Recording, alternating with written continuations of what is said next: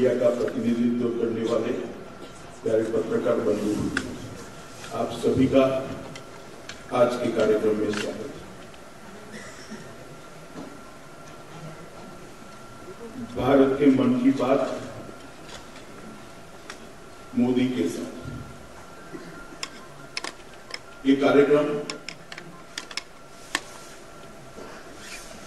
भारत के चुनाव प्रक्रिया में अपने आप में एक अनूठा कार्यक्रम है। मैं इसके बारे में बाद में बात करता हूं। सबसे पहले देश आम चुनाव की ओर बड़ी तेजी से आगे बढ़ रहा है। सबसे पहले देश आम चुनाव की ओर बड़ी तेजी से आगे बढ़ रहा है। 2019 में देश की जनता ने अगले 5 साल के लिए एक नई सरकार चुननी है। देश की बागडोर किसी पार्टी, किसी गठबंधन, किसी व्यक्ति के हाथ में सौंपनी है। जब ये फैसला देश की जनता करने जा रही है कि 19 से आगे 5 साल किस पार्टी, किस व्यक्ति के हाथ में इस देश की धुरा रहेगी, उस वक्त मैं थोड़ा 2014 के पहले की स्थिति और 14 से 19 की स्थिति के बारे में संक्षिप्त में बताना चाहता हूं। 2014 के पहले देश के अंदर जिस प्रकार की स्थिति थी, वो स्थिति लोकतंत्र में देश के बहुत बड़े हिस्से की आस्था डिगाने वाली स्थिति थी। करीब करीब 30 साल तक गठबंधन सरकारों का दौर रहा और इस 30 सालों में देश के बहुत बड़े तबके को, लगभग 50 करोड़ लोगों को, 10 करोड़ परिवारों को और आम जनता को भी लगने लगा कि हमारी मल्टी पार्टी की डेमोक्रेटिक सिस्टम, हमारी संसदीय प्रणाली क्या फेल कर गई है? ये डिलीवर कर पाएगी क्या? ये भारत को ग्लोबल लीडर बना पाएगी क्या? भारत को विश्व में उसका उचित स्थान दिला पाएगी क्या? देश को एक लंबे समय के लिए निश्चित दिशा में ले जाने की मजबूत नींव डाल पाएगी क्या? ये शंका आशंकाओं के बीच में 2014 का स्थिति था और उसी वक्त 2014 के चुनाव आया।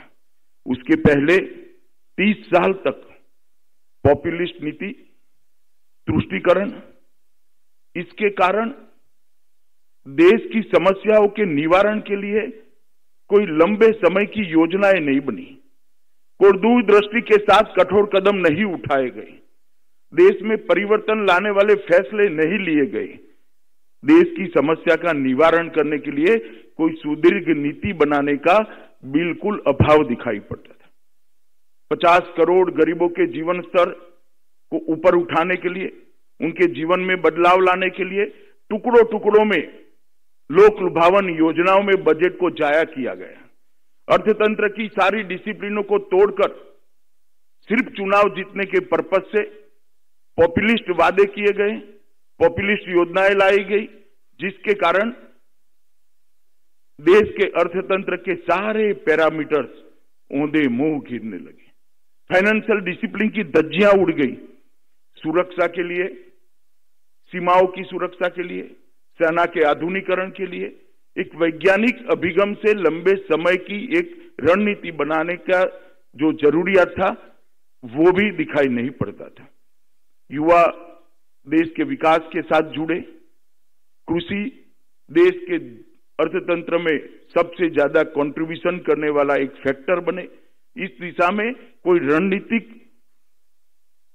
निर्णय नहीं किए गए और इसका परिणाम ये हुआ कि नागरिकों की, देश की जनता की स्वप्रेरक शक्ति खत्म हो गई। नागरिक को लगता ही नहीं था कि मुझे देश के लिए कुछ करना है। उसका देश के विकास में सहयोग, उसकी भागीदारी लगभग क्षीण होने के कगार पर आ गई। व्यक्ति अपने लिए, अपने परिवार के लिए ही सीमित सोच रखकर आगे बढ़ने लगा और देश की सरकार देश की समस्याओं के निवारण करने की जगह सरकार टिकाने में और सरकार चलाने में ही व्यस्त हो गई। जिनको नीतिगत फैसले लेने थे, जिनको देश को आगे ले जाने के लिए दिग्दर्शन करना था, डायरेक्शन देना था, वो लोग अपनी सरकार चलाने में, सरकार टिकाने में पड़ गए। और इसका परिणाम ये हुआ कि सरकारें 5 साल की ही हो गई। सरकारें 5 साल की नहीं होती है। सरकार एक सतत चलने वाली प्रक्रिया होती है, कंटिन्यूटी में चलनी चाहिए, तभी जाकर देश का विकास होता है। और ये 5 साल की सरकारों ने इस देश को 30 साल तक बहुत पीछे धकेल दिया। मित्रों, देश का भाग्य ही था कि 2014 में देश की जनता ने एक बड़ा फैसला लिया। 30 साल के बाद किसी एक पार्टी को पूर्ण बहुमत देने का काम किया। श्री नरेंद्र मोदी के नेतृत्व में भारतीय जनता पार्टी की सरकार बनी। आजादी के बाद पहली बार किसी गैर कांग्रेसी दल को पूर्ण बहुमत देने का काम देश की जनता ने किया। और मैं मानता हूं इस फैसले ने देश को बहुत बदला है। नरेंद्र मोदी सरकार ने, प्रधानमंत्री की कठोर परिश्रम और दूरदर्शिता ने, उनकी पारदर्शिता ने देश की स्थिति को बदला है। और देश दूरदर्शी नेता की एक दूरदर्शी नीति के कारण देश के लंबे समय की विकास की मजबूत नींव, स्टॉन्च फाउंडेशन डालने का काम ये 2014 से 2019 के बीच में हुआ है। और सबसे बड़ा काम हुआ है हमारी multi party democratic system, parliamentary system के अंदर लोगों का भरोसा पुनर्जीवित करने का काम ये भारतीय जनता पार्टी की नरेंद्र मोदी सरकार ने किया। दुनिया में देश का स्थान आज 2014 की अपेक्षा देखें तो दुनिया को, देश को सम्मान के साथ देखने के लिए मजबूर भारतीय जनता पार्टी की नरेंद्र मोदी सरकार ने की।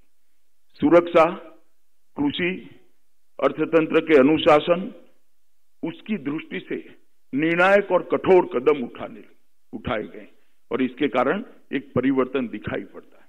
50 करोड़ गरीबों के जीवन में परिवर्तन लाने का भारतीय जनता पार्टी की मोदी सरकार ने काम किया है। गैस, घर, बिजली, शौचालय, बैंक अकाउंट और आयुष्मान भारत की माध्यम से इनके स्वास्थ्य की चिंता कर उसको पहली बार हम आजाद देश का मैं नागरिक हूं इसकी अनुभूति हुई है। उसको भी लगा है कि मेरे लिए आजादी के मायने ये हैं, क्यों लड़ाई लड़ी गई थी आजादी की। ये 50 करोड़ गरीबों के जीवन में परिवर्तन लाने के लिए, भारत को सुरक्षित करने के लिए, भारत के गौरव को दुनिया में उच्चतम स्थान पर ले जाने के लिए आजादी की लड़ाई लड़ी गई थी। ये तीनों उद्देश्य को 5 साल में एक अच्छा स्टॉन्च फाउंडेशन डालने का काम भारतीय जनता पार्टी की नरेंद्र मोदी सरकार ने किया। मित्रों, और ये 5 साल समाप्त होने के बाद आज हम 2019 में फिर से जनता के सामने आशीर्वाद मांगने के लिए जा रहे हैं, एक मैंडेट मांगने के लिए जा रहे हैं। भारतीय जनता पार्टी और उसके सहयोगी दल एनडीए का हमारा पूरा कुनबा देश की जनता के सामने मैंडेट मांगने जा रहा है। मगर भारतीय जनता पार्टी और बाकी पार्टियों में बहुत बड़ा परिवर्तन है, बहुत बड़ा अंतर है। भारतीय जनता पार्टी देश की एकमात्र इंटरनल डेमोक्रेसी को सबूत रखने वाली पार्टी है। हमने हमारी पार्टी में आंतरिक लोकतंत्र को हमेशा मजबूत रखा है, क्योंकि हम मानते हैं जिस पार्टी का आंतरिक लोकतंत्र मजबूत हो वो पार्टी ही देश के लोकतंत्र को मजबूत कर सकती है। जिन पार्टियों का आंतरिक लोकतंत्र परिवारवाद से ग्रसित हो, जातिवाद से ग्रसित हो, वो देश का सर्वस्पर्शीय, सर्वसमावेशी विकास नहीं कर सकती। इसलिए हमने हमारे आंतरिक लोकतंत्र को सबूत रखा है, इसको मजबूत बनाया है। और हर व्यक्ति जिसमें पोटेंशियल पड़ा है, हर व्यक्ति जिसमें प्रतिभा पड़ी है, उसको प्लेटफॉर्म देने के लिए, उसको मंच देने के लिए हमारी पार्टी को हमने तैयार रखा है। और हम विचारधारा के आधार पर चलने वाली भी पार्टी, ये दोनों दृष्टि से हमारी पार्टी बाकी दलों से अलग होती है। हम डेमोक्रेटिक पार्टी है, इंटरनल डेमोक्रेसी को संभाल कर रखा है, संजो कर रखा है। और हम आइडियोलॉजी के आधार पर चलने वाले पार्टी हैं। हम वोट बैंक के सर्जन करने वाली पार्टी नहीं है, आइडियोलॉजी के आधार पर एक जनमत का निर्माण करने वाली पार्टी। और इसीलिए भारतीय लोकतंत्र के अंदर बाकी सारी पार्टियों के लिए चुनाव जीतने के लिए होता है, सत्ता प्राप्त करने के लिए होता है। भारतीय जनता पार्टी के लिए चुनाव लोक संपर्क के लिए होता है, लोगों के पास हमारी विचारधारा और हमारे कार्यक्रमों को पहुंचाने का एक मजबूत और सशक्त जरिया होता है। ये चुनाव भारतीय जनता पार्टी और उसके कार्यकर्ताओं के लिए सिर्फ सत्ता प्राप्त करने का साधन नहीं है, चुनाव सिर्फ जीतने के लिए नहीं है। भारतीय जनता पार्टी के कार्यकर्ताओं के लिए ये चुनाव लोकतंत्र का महोत्सव है। हर व्यक्ति को संपर्क करना, हर व्यक्ति के पास मेरी पार्टी के कार्यक्रम को लेकर जाना, हर व्यक्ति के पास मेरी पार्टी के विचारधारा को लेकर जाना, और इसके लिए इसके माध्यम से एक जनमत का संग्रह करना और वो जनमत को चुनावी मैंडेट के रूप में परिवर्तित करने का काम, उद्देश्य हमारा चुनाव लड़ने का हो। कई चुनाव हम इस तरह से लड़े हैं, उत्तर प्रदेश हो, आसाम हो, उत्तराखंड हो, कठिन से कठिन चुनाव हम जनसंपर्क के माध्यम से लड़े हैं और विजय प्राप्त करी है, जनमत को संग्रहित करने का काम किया है। और इसी से हमारी मल्टी पार्टी डेमोक्रेटिक सिस्टम मजबूत होती है। मित्रों, संकल्प पत्र के लोकतांत्रिकरण का एक अनूठा प्रयोग है। भारत के मन की बात मोदी के साथ इस संकल्प पत्र के लोकतांत्रिकरण का एक अनूठा प्रयोग है। 10 करोड़ लोगों को हम आप कैसा देश चाहते हैं, न्यू इंडिया की आपकी कल्पना क्या है, नए भारत के नारे से आपको क्या उम्मीद है, वो जानने के लिए अलग अलग 7 प्रकार से हम संपर्क करने वाले हैं।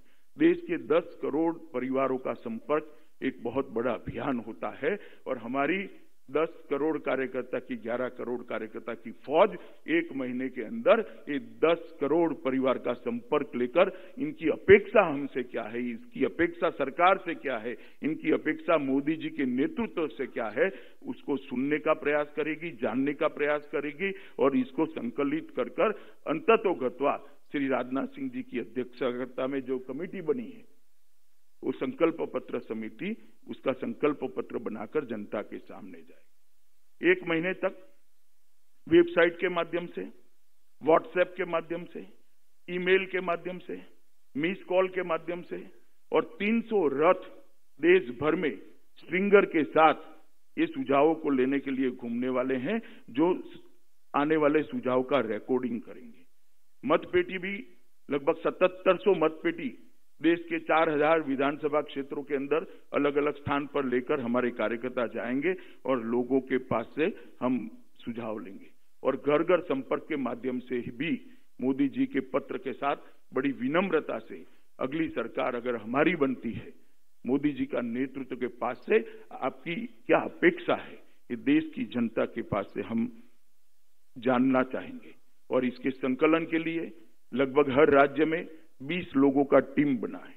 हर राज्य में 20 लोगों की टीम वो राज्य के सुझाव को संकलित कर कर, एडिट कर कर यहाँ पर भेजेगी। यहाँ पर भी 30 लोगों की टीम बनी है और श्री राजनाथ सिंह जी बताएंगे पूरा काम 12 विभागों में हमने बांटा है। वो विभागों के तहत एक टीम बनेगी, इसके तज्ञ आएंगे, विशेषज्ञ आएंगे और भारतीय जनता पार्टी के प्रमुख नेता इसकी अध्यक्षता भी करेंगे। और ये सब जो मंथन होगा, ये विचार मंथन अंत में राजनाथ जी की अध्यक्षता वाली समिति में आएगा और इसमें से हमारा संकल्प पत्र एक शेप लेगा जो नए भारत का संकल्प होगा, जो विश्व में अपने गौरव के साथ खड़े हुए भारत का संकल्प होगा, एक सुरक्षित भारत का संकल्प होगा, गरीबों के जीवन में परिवर्तन करने वाले भारत का संकल्प होगा।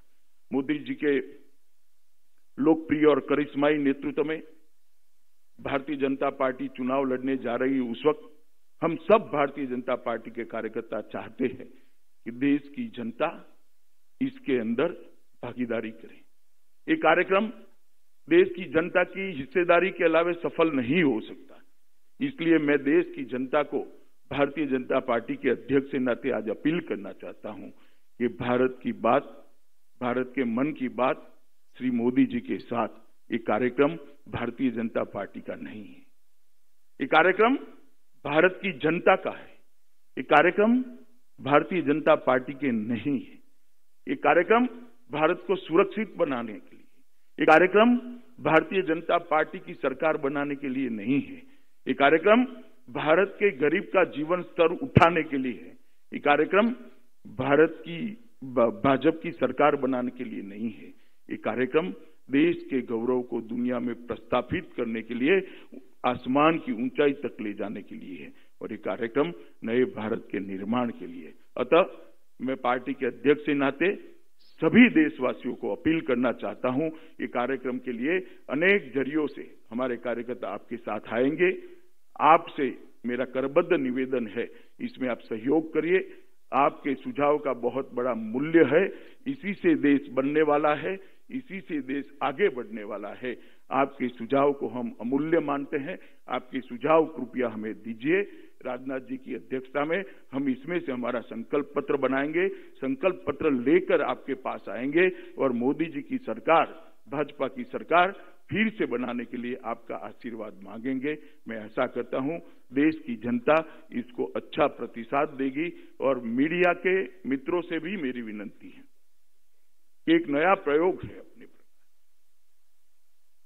देश के अंदर चुनाव घोषणा पत्र और संकल्प पत्रों का जिस प्रकार से हल्के से लिए जाने लगा है, उसको हम ये परिस्थिति को बदलना चाहते हैं।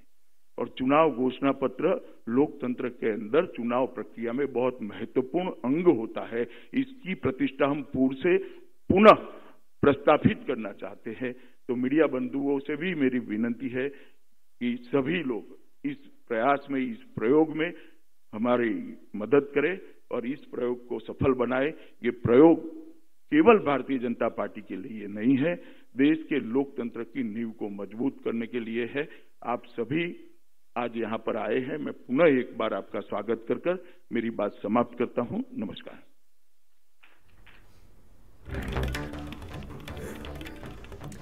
बीजेपी का संकल्प पत्र अभियान शुरू हो चुका है। ये बड़ी और